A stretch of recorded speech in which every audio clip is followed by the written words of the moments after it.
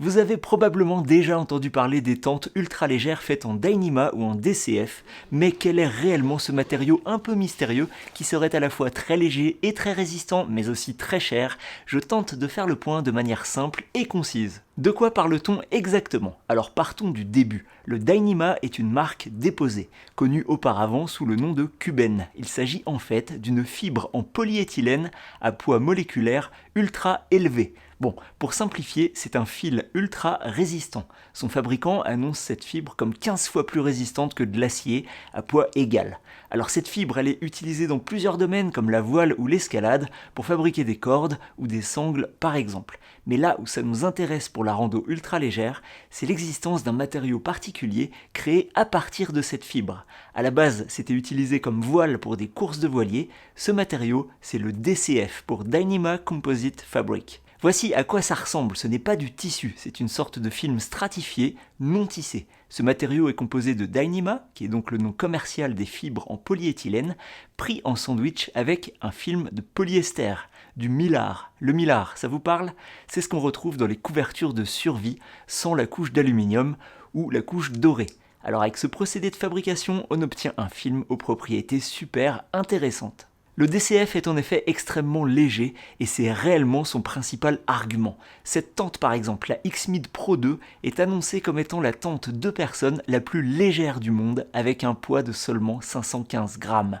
La même tente en cils poly, un tissu polyester enduit de silicone, c'est la Xmid 2, eh bien elle pèse le double. Alors le DCF est extrêmement résistant et ne se détend pas, ce qui permet donc d'avoir une tente bien tendue et qui ne bougera pas et ne se détendra pas avec l'humidité par exemple. Et puis il est étanche, du moins on ne rencontrera jamais ses limites sur le terrain. Attention à une confusion qui est faite parfois, s'il pleut et qu'à l'intérieur de la tente il y a des gouttes d'eau, ce n'est pas parce que la toile n'est pas étanche. Non, l'eau ne passe pas à travers du DCF, sauf s'il y a un trou bien sûr. Non, ici ce que l'on peut retrouver à l'intérieur, c'est de la condensation.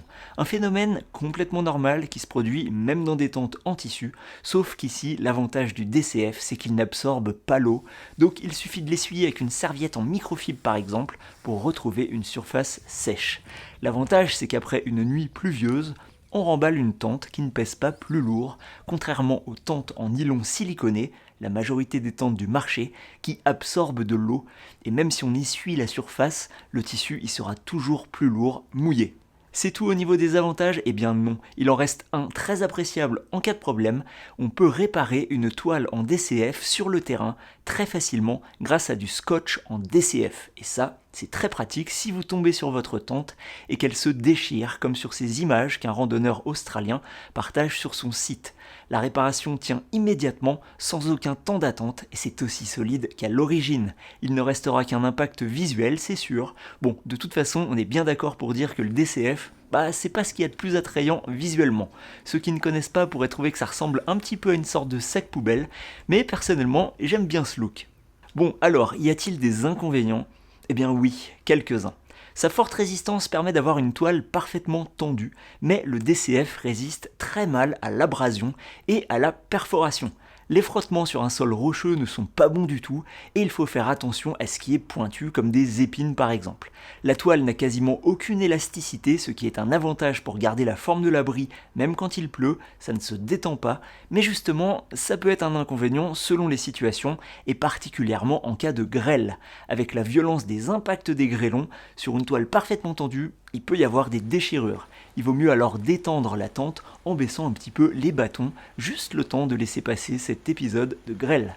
Attention, le DCF est très peu résistant à la chaleur. Est-ce que vous avez déjà approché une flamme d'un morceau de polystyrène un jour dans votre jeunesse pour tester? Ou alors avec un sac plastique? Vous voyez ce que ça fait? Là c'est pareil, si vous approchez une flamme, il va immédiatement rétrécir et même disparaître. Donc pas de feu de camp à proximité s'il y a des étincelles, et d'ailleurs pas de feu de camp tout court dans la nature. Alors par précaution à cause de la chaleur et des UV, on évite aussi de laisser la tente dans son jardin en plein soleil pour faire des tests, surtout pendant plusieurs semaines de suite. Oui, certains ont essayé, ils ont eu des problèmes. Et on fait attention si on doit cuisiner à l'intérieur, même si ça ne pose pas de problème en étant prudent. Enfin ça c'est valable pour toutes les tentes de bivouac. Avec les utilisations successives, le DCF peut se délaminer, c'est-à-dire que le film qui emprisonne les fibres se détériore. Les fabricants disent généralement qu'une tente est conçue pour durer au moins le temps d'une randonnée longue distance, comme la traversée des États-Unis, du Mexique au Canada par exemple, plus de 4000 km. Ça représente autour de 150 nuits avec la tente, mais dans la pratique, on peut encore s'en servir bien après. La limite serait plutôt autour du double d'après des retours d'utilisateurs, donc 300 voire 400 nuits.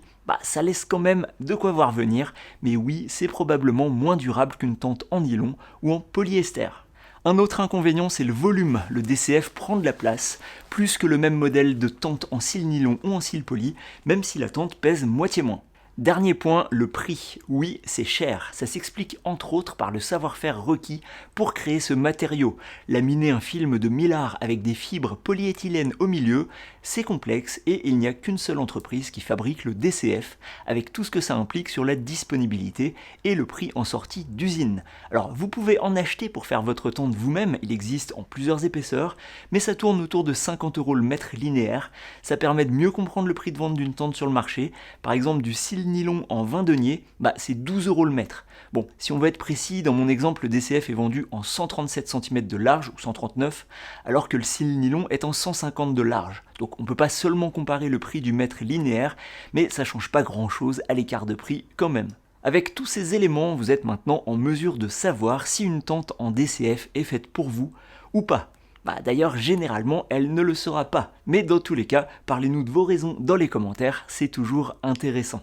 En tout cas, il faut vraiment garder en tête que c'est du matériel spécifique, très performant, très cher, très léger, mais aussi très fragile et qu'il faut le traiter avec soin. Ce dernier point est à mon avis valable pour tout. Merci d'avoir regardé cette vidéo et je vous dis à très bientôt pour la prochaine.